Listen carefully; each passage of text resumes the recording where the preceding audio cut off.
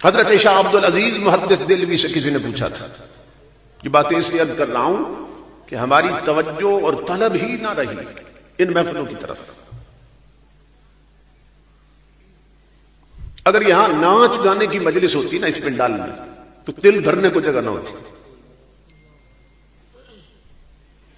لیکن قلب و باطن کی دنیا چونکہ اجڑ چکی ہے، اور آگے چل کے عرض کرتا ہوں اس کے اجڑنے کا سبب کیا ہے. تو بہت سے لوگ ہیں پڑوس میں رہ کر بھی نہیں آ سکیں گے. کوئی ٹچ موبائل پہ بیٹھا ہے، کوئی حکے پہ بیٹھا ہے، کوئی تاش کی بازی پہ بیٹھا ہے، کوئی ٹی وی پہ بیٹھا ہے.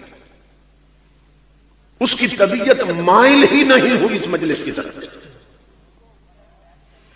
اور بزرگ فرماتے ہیں ان حدیثوں کی روشنی کہ جو گھر چھوڑ کے اس جنت میں نہیں آتے نا جہاں آنا بہت آسان ہے، وہ قبروں سے اٹھ کر پل صراط کراس کر کے اس جنت میں بھی نہیں جا سکتے. یہ سمجھ لیں. اس لیے حضور نے فرمایا تھا کہ میرے جس غلام کو دیکھو نا کہ مسجد میں آتا جاتا ہے، کیونکہ مسجدیں بھی جنت ہیں. تو حضور نے فرمایا تھا میرے جس غلام کو دیکھو کہ مسجد آتا جاتا ہے تو تم گواہی دے سکتے ہو کہ یہ بندہ جنتی ہے. جنتی نہ ہوتا تو مسجد میں آتا جاتا کیسے؟ ان محفلوں کی حاضری کو چھوٹی حاضری نہ سمجھو. 3 جملے کبھی اکٹھے لکھے جاتے تھے، ادیب اکٹھا لکھتے تھے، خطیب اکٹھے بولتے تھے، 3 سینٹنسز، اور یہ یونیورسل ٹروتھ تھا، ایک آفاقی سچائی تھی. کیا یہ کہاں جاتا تھا، لکھا جاتا تھا کہ یہ ہو ہی نہیں سکتا کہ شمع جلے اور پروانہ نہ پہنچے.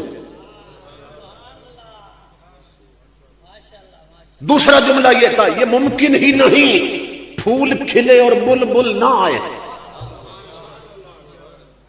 اور تیسرا جملہ یہ تھا کہ یہ ہو ہی نہیں سکتا کہ کملی والے کا ذکر ہو اور غلام نہ پہنچے. مگر فتنوں کے اس دور میں، دینی بحثی کے اس دور میں، یہ ناممکن بھی ممکن ہو گیا. لوگ اہمیت نہیں دیتے ان محفلوں کی حاضری کو.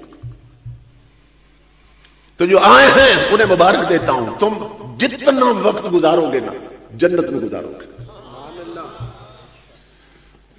ہمیں محسوس نہیں ہوتا. حضرت شاہ عبد العزیز محدث دہلوی سے کسی نے پوچھا تھا کہ حضرت کیا سبب ہے کہ جہاں رانگ اور بانجوں کی مجلس ہو، جہاں ڈانس اور نغموں کی محفل ہو، جہاں ناچنے والیاں ہوں، گانے والیاں ہوں، وہاں کسی کو کبھی نیند نہیں آتی، لیکن ذکر خدا اور رسول کی مجلس میں نیند کیوں آنے لگتی ہے؟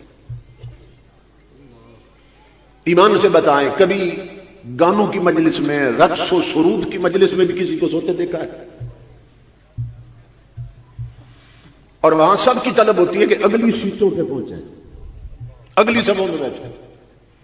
اور دینی مجلس میں طلب ہوتی ہے پیچھے کہیں جگہ مل جائے. جو دینی مجلسوں میں پیچھے رہے وہ وہاں بھی پھر پیچھے رہ جائیں گے. تو حضرت شاہ عبد العزیز محدث دہلوی سے پوچھا گیا کہ رقص و سرود کی مجلسوں میں اور گانوں کی محفلوں میں نیند نہیں آتی، ذکر رسول کی مجلس میں نیند کیوں آنے لگتی؟